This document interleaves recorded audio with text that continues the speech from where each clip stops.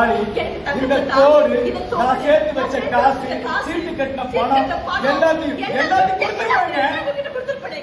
அப்படியே பத்தலைன்னா பிச்சை எடுத்திருப்பாங்க. என் பொண்ணுக்காக பிச்சை எடுத்திருப்பேன். என் பொண்ணு உயிரை விட எனக்கு எதுவுமே பெருசு இல்லைங்க. எப்படிங்க உங்களால எங்கிட்ட இதை மறைக்க முடிஞ்சது?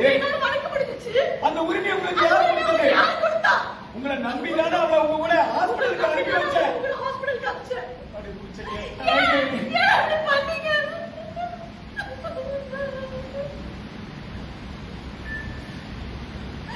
சொன்னா தாங்க மாட்டேன்னு எனக்கு நல்லா தெரியும் சரலாம்.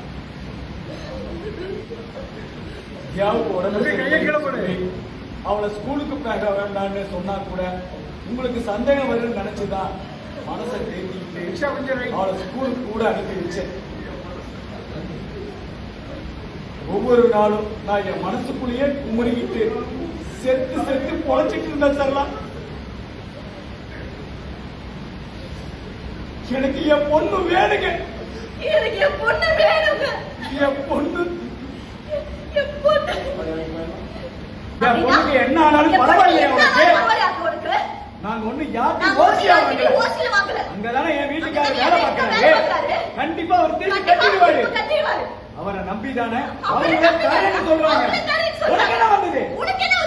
உங்களோட இந்த முகத்தை, சிரிப்ப, பேச்ச கேட்காம எனக்கு ஒரு நாள் கூட இருக்க முடியாது. இவனுக்கு ஏதாவது ஒண்ணுன்னா நான் செத்தே போயிடுவேன்.